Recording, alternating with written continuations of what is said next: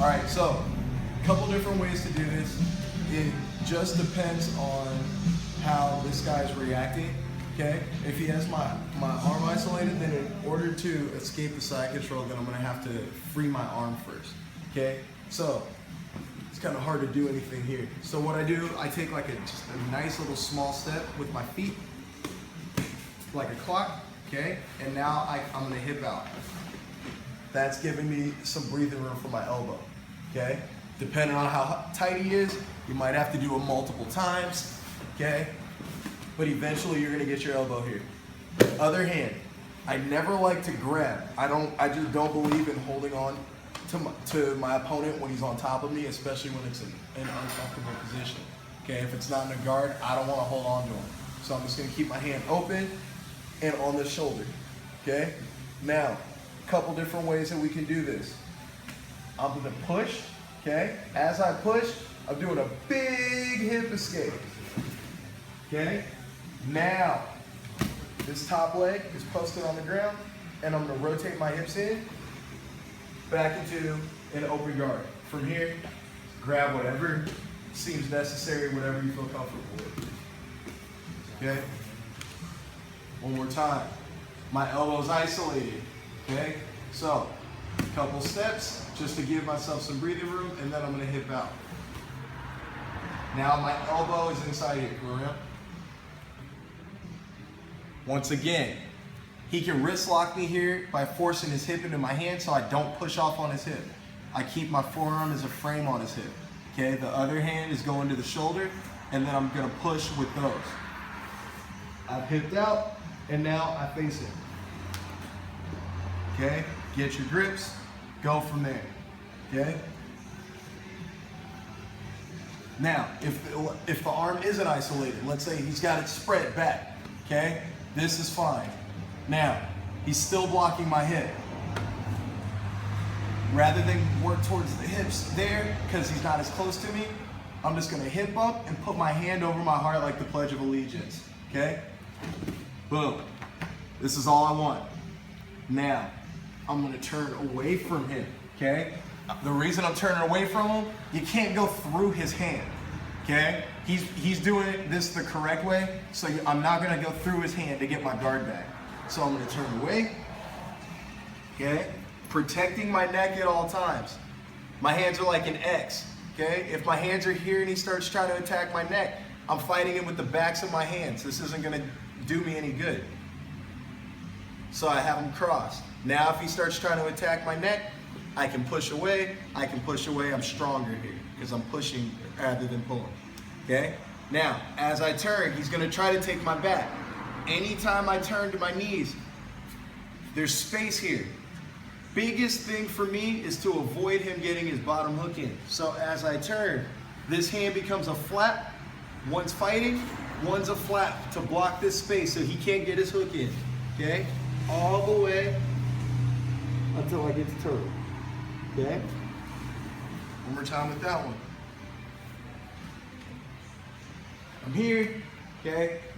I'm not gonna be able to push off of his hip because he's spread out, okay? So all I'm gonna do is a hip up to get my hand onto my chest, okay?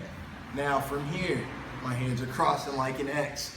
I'm turning to turtle because I can't go back towards him because his hand blocks my hip when I go back over here.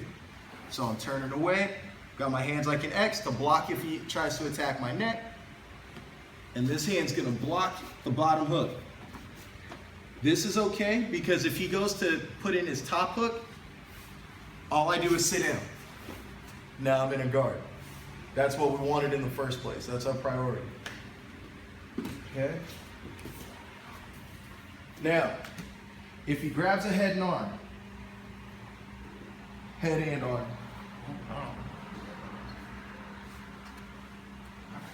There you go. There we go. Okay? For this one, we're going to react a little different. Come around to the end.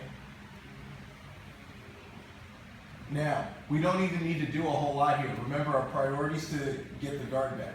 So, what I'll do, I'll try to free this hand. Okay? If I need to take the steps out, I'll slide under. Notice where my hand is. Okay? Stay all between the legs. We don't want him to crossbody like a crucifix from the top from here. So I'm gonna keep my elbow tight to my body. Okay? I'm gonna grab inside of his knee. Okay? And now I'm gonna do a hip bump and shove the leg back into my guard. Okay? Most of the time, I can shove it regular. If for whatever reason he fights it, outside leg is gonna peel the ankle and get him stuck into the guard. One more time with this one. Okay? He's got a head and arm. My arm's isolated. Okay? So, I walk, I free my elbow, grab the inside of his leg, hip bump, and toss it in. If I try to hip bump and he fights it, outside leg is coming to pass it off. Now be on my guard. Now the last one. Kesikatami.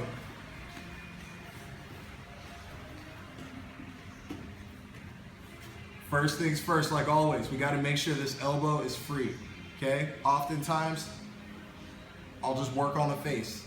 This forces him to adjust back to traditional side control, or he's gonna let go and start trying to fight this hand. Either way, I'm trying to free this elbow. So I can do it the same way as we did before. Take a couple steps and hit down to get my elbow free. Now that my elbow's attached, I'm gonna keep it attached to my rib. My hand is gonna grab the pants wherever that falls, okay? Other free hand. Now, this is the only time I'm gonna grip him when I'm on bottom. I'm gonna go thumb inside on his collar, okay? Now, come around. My feet are never gonna cross, okay? They're just gonna walk around like a clock, until I end up in the Kesikatami. Okay, one more time.